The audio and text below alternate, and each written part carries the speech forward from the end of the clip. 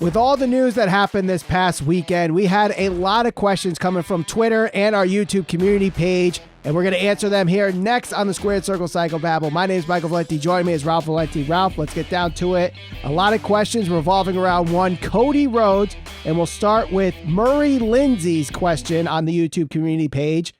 Is Cody Rhodes a sellout if he ends up going back to WWE? No, he's not a sellout. Has he said some disparaging things about WWE? Yes. Is he probably going to say some disparaging things about AEW when he goes back to WWE, or if he goes back to WWE? Probably, more than likely. This is wrestling. You know, guys and girls do this all of the time. And guess what? Somewhere down the road, the promotion that they were just throwing under the bus and crapping all over, they are right there showing up at their front doorstep when they need a job, when a contract is offered, when there's a Hall of Fame offer. People have said a lot worse things than Cody Rhodes and still gone back to either WWE or other promotions and worked. I mean, can you make the case that it's hypocritical? Sure.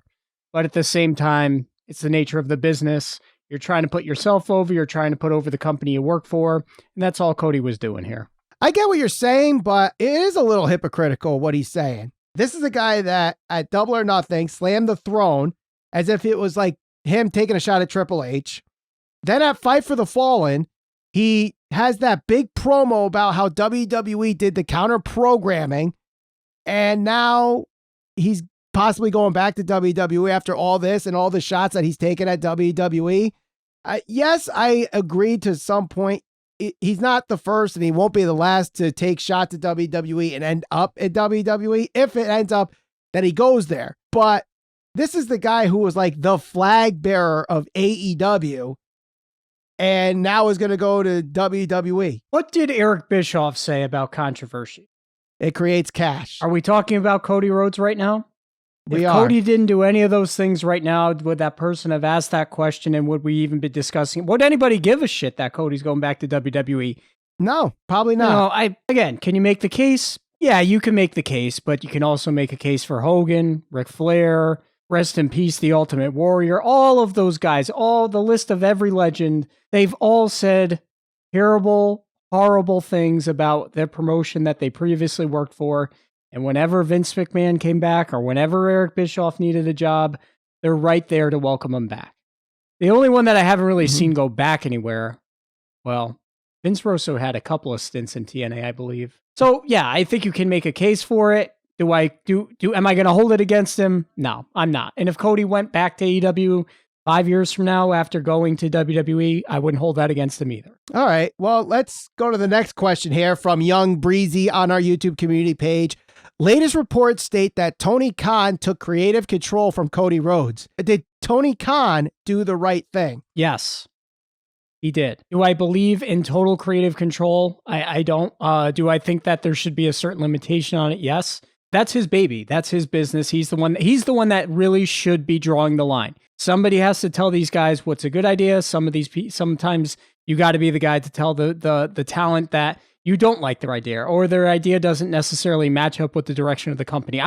If that was a part of it, then in my mind, he was right to take that back or at least limit it.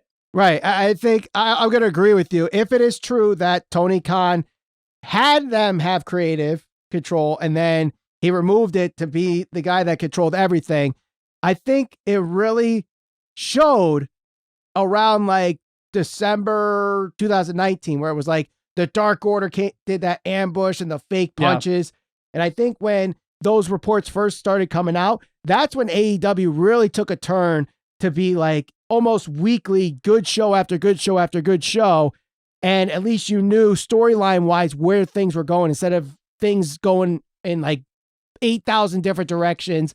He understands the wrestling business and that certain things work and certain things don't work. And sometimes wrestlers, from their point of view, everything that benefits them works.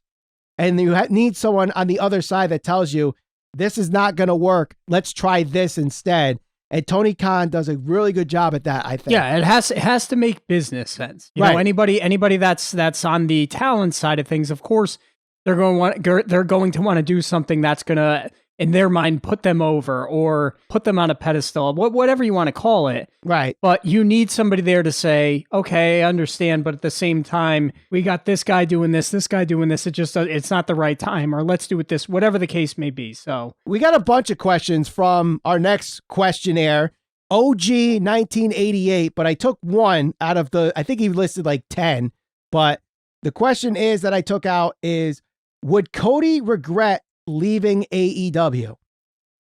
Would Cody regret it? I think it's good. I don't think he would. I think it's going to kind of depend. I mean, well, you're going to have to wait and see what happens. I mean, right now, if he truly goes to WWE, we know one thing. They've made him an offer. It's probably for a lot of money, and they probably made him a lot of promises. Are they going to be willing to uphold those promises? If they tell him that he was going to get, main events at WrestleMania, championship runs, all that type of stuff, and they hold true to their word, then I think that he'll look back on that and say, this was a smart decision. See, I don't think he's going to regret it, because even if things are bad and they don't go the way he planned it in WWE, I don't think the bridge is burned at all for him to go back to AEW. His main goal is to have something outside of wrestling after wrestling's done. I think he wants to get out early.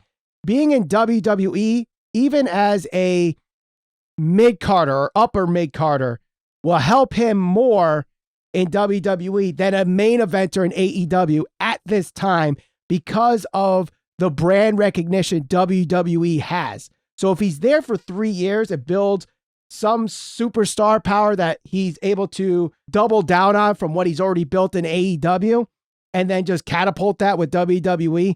He's not going to regret it if it means he didn't get a Mania main event, or didn't hold the World Championship or the Universal Championship. It's easy to say now that he's going to regret it, because honestly, like, if you look at it at face value, we just talked about this. He's going from the company that he really helped kind of form and bring to fruition, and he's going to a company that he just spent the last 3 or 4 years bashing. Yeah, obviously you can point to that and say, after the fact that, hey, this was a bad move if, it doesn't necessarily pan out for him. But, if it does pan out and he had some successful championship runs, and I really do think that WWE is going to do right by Cody on this. I really do. He's gone out of his way and shown that he can make a name for himself in the wrestling industry without the machine, without the WWE machine, without the number one promotion kind of backing you. And not only that, but he did it being himself and being something entirely different than WWE ever presented. I'd be very surprised if WWE dropped the ball on this, especially considering, this is a big deal for them. This is their first big grab, big name that they've gotten to go from AEW to WWE. So I don't think that they're going to drop the ball on this, and I don't think Cody Rhodes is going to regret this. I'm glad you brought up that last sentence there, because it segues into our next question, which actually comes from Twitter at Zero the Hero. Hello, Zero. Who is next to go from AEW to WWE? God. I really don't know everybody's contract situation. I bet you I could definitely see them making a hard play for MJF, and having Cody there. I mean, and this is the other thing too. We've seen a whole lot of people go from WWE over to AEW. Now we're starting to see at least one bigger name guy go over to the WWE, or the rumored. None of this is even confirmed. It's just all heavily rumored. So, and that's the thing. WWE wants to show the wrestlers that guys can go there and be successful. And they're re-signing guys too, WWE. Kevin Owens re-signed. Sami Zayn re-signed. AJ Styles, it was announced today that he re-signed. So guys like that. Drake Maverick. Yeah, for like the 5th time. But guys like that, I mean, that's got to be an attraction, because if you're a guy, even, this is something else we got to bring up. If Stone Cold Steve Austin comes out of retirement, like, AEW isn't at the level where they can offer that to somebody right now, but WWE is. And if they show like, hey, look, if you come here, anything can be possible. You can main event Mania against somebody like Edge. You could have a match against, I don't know, Steve Austin, The Rock, whoever. I know people hated Goldberg's run, but at the very beginning of it, it was fun, at least until he started winning championships for no reason, apparently. But anyway, that's my long-winded answer to, if I was to guess, MJF would be the most likely jump in my mind. See, I know the obvious answers that people want to throw out there are Wardlow, Jade Cargill, MJF, because those are names that, have already been reported that WWE is interested in. But we already saw, if the rumor's true, Cody leaving WWE, going to AEW, coming back. Who's to say that Chris Jericho doesn't do the same thing? And I don't know what his contract situation is. If he re-signed, because I know he's in the same situation, I think, with like a 3-year deal from when he first signed with AEW. I don't know if he re-signed, but perhaps this storyline with the breaking of the inner circle could be him being written off because his contract's up. And now they got to find a way to re-sign him. And if he's going to be asking for the same Cody wants, and Tony Khan says no to him too, he's like Vince's best friend, you know? He's the only guy in AEW who's actually been on the WWE network while under contract with AEW. So, you know, I don't think Vince holds any grudges with Jericho for being in AEW. He'd instantly go right back to WWE in my mind. Not only that, but it's like, you know, these guys, Cody Rhodes and even especially Jericho, it's like they left the WWE and it's like they got a facelift, so to speak, you know, because Cody Rhodes, we always talk about this on the show. Where was he before he left the WWE? He was Stardust. Chris Jericho, he had his thing going on with Kevin Owens, but he was very much more or less like, I guess, like an afterthought, kind of like comedic relief. Like he wasn't somebody that you could see in that main event picture. Now, is he going to go back to WWE in main event? Maybe, maybe not, but he's definitely somebody whose name has some shine and appeal and attraction. And you know, for somebody like him to go outside of the WWE, that's not the same Chris Jericho with the flashy light vest that's going to do the whole break the walls down entrance. Like this is an entirely different Chris Jericho, and having a guy like Cody, having a guy like Chris Jericho, especially considering they've had such a drastic character change, it's good. It will breathe fresh air into the WWE, and I bet you Vince McMahon is going to pay them a hell of a lot of money to go and work there. A lot of talk about Cody, but a lot of talk also this past weekend happening with Elimination Chamber. We now know that, you know, it's title versus title at WrestleMania, Brock Lesnar for Roman Reigns. That helps us get to our next question here from Keys to the City on Twitter. Is it smart for WWE to have possibly one world champion in the business? Yes, I think it is. I'm for the titles to be unified if that's what they plan to do, because for starters, if the intent is to have Roman Reigns carry the championship all the way to WrestleMania next year to face The Rock, they can't just have it where he's facing the same recycled guys on SmackDown. First of all, you need 2 shows for him to have fresh matches, whether that's him challenging guys like, you know, AJ Styles on Raw, Matt Riddle from Raw, Randy Orton, any of those guys, somebody who can keep it fresh. He's going to need that. On top of that, right now, especially with a company like AEW, you could debate how successful Hangman Page's title reign has been, but it seems like they're willing to keep the title on their champions a little bit longer. And it seems like they try to at least bring prestige to their title. If there's one championship and Roman Reigns holds that title for however long it is, there is no question. Like, he's the guy in WWE. It's not Brock Lesnar. It's not anybody else. It's Roman Reigns. There's one champion that reigns supreme in all of WWE. So I'm all for it. I have been saying this since the brand split came back. They need, in order for the brand split to work, they need one heavyweight champion, one women's champion, one tag team champion that goes on both shows. That way it keeps things fresh. And I know people are saying if you end the brand split, it's just going to be the same guys on both shows. That's not what I'm saying. You don't end the brand split, but what you do is, say after WrestleMania, you have WrestleMania Backlash. So Roman Reigns challenges a guy on Raw, Seth Rollins, Kevin Owens, Bobby Lashley, whoever. At that same show at WrestleMania Backlash, a SmackDown match, Drew McIntyre versus Happy Corbin. Winner's the number 1 contender at the next pay-per-view. And then you just go back and forth between shows, and Roman Reigns, who is the ratings draw for WWE. Call it what you want. He's the draw in WWE. No, yes, no, he is. There is. There. Okay. We've all known this. The anticipation is building. Stop it. Tommaso Ciampa, damn it. Roman Reigns is the ratings draw. He's the guy that has had the most main events in front of a 10,000 seat arena in 2021. So he needs to be on both shows. As much as people might want to hate that, he has to be on both shows. Have a SmackDown storyline for him, have a Raw storyline for him. It's going to work. And then in the meantime, you also have the Intercontinental Champion and the U.S. Champion having weekly championship matches, so that's their like TV titles. And they're kind of doing that now. And then the same thing with the tag team championships, which I think it was kind of hinted on Raw this week with Seth Rollins and Kevin Owens, that now that they're added in the triple threat, they said they're going to win the tag titles and then challenge the Usos and do a title for that too, which I'm all for. They need to get rid of some of these titles. That's part of the problem with WWE. All these titles and no prestige for them whatsoever. Yeah. You got to build the titles up. I'm all for having one universal champion, if you want to call it that. But I kind of question the whole thing about Roman being the needle mover, considering he didn't win, what was that, pay-per-view, box office draw? Yeah, box office draw on the Wrestling Observer Newsletter Awards. Who won it? I think it was Punk. Oh, because he sold out one 10,000-seat arena. Okay, so he wins. It's not a vote. There's statistics that should follow that award. It shouldn't be going to a vote. Obviously, he's the most popular, CM Punk, but he's not the biggest box office draw. Find numbers that prove otherwise. He's the most popular in AEW. I mean, I even question that. I don't know if he's the most popular guy in AEW. He had an epic return. He had some pretty big matches, but box office draw, okay, I guess, sure. Until I see numbers that prove otherwise, I think it's Roman Reigns or Brock Lesnar. But anyway, let's move on to the next question here. This comes from Alchemic Token T. I hope I pronounced that right. I apologize. This is from the YouTube community page.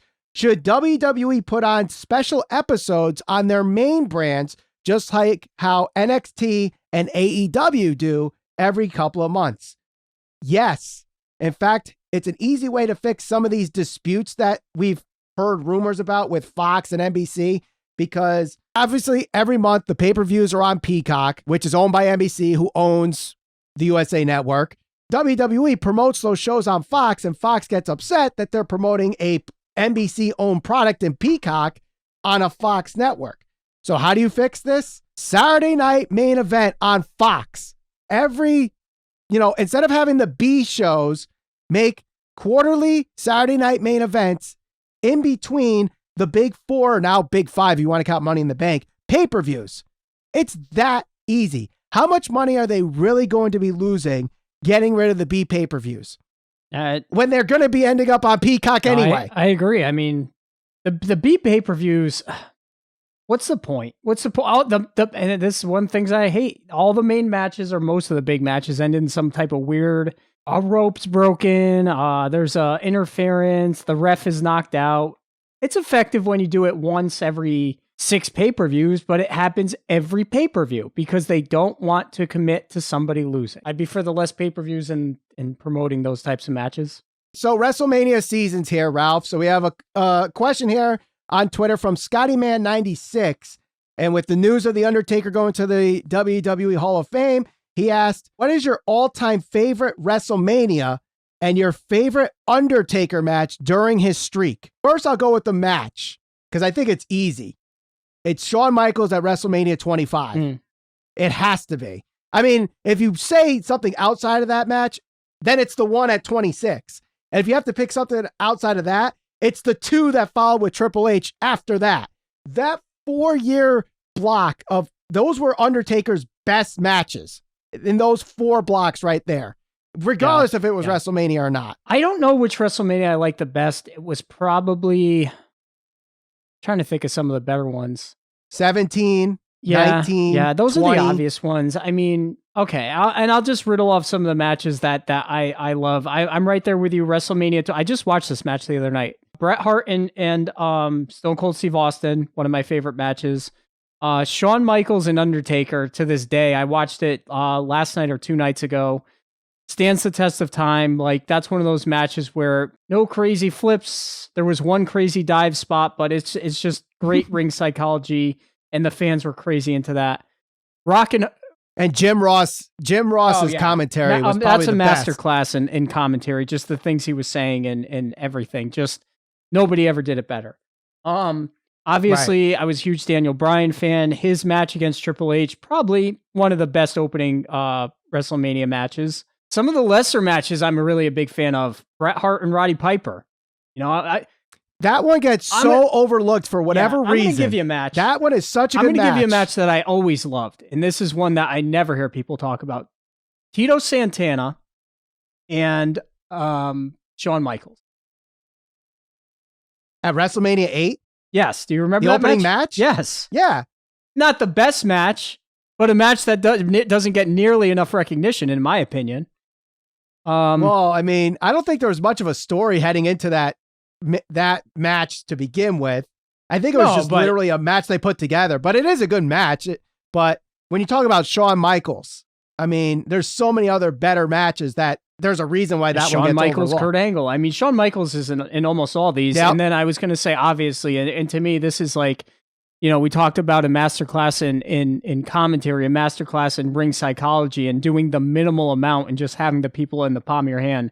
Rock and Hogan is probably the best wrestling match atmosphere I've ever seen, ever. I can't ever think of even Daniel Bryan winning at WrestleMania in the main event. That was a big moment, but I mean, I don't think anybody anticipated Hogan being that over. No, something that's no. And then even most recently, to me, Sasha and Bianca is still one of my favorite matches. All right, so we got one more here. We're going to go back to the Attitude Era. And a question on Twitter from PH Clap. We'll make it fun here to close out the show. Love, marry, kill. Mankind, Dude Love, Cactus Jack. Well, hold on. You can't kill Cactus Jack. No matter if you try. You can't kill Cactus Jack. That, yeah. And I don't think Dude Love is one for the marry type.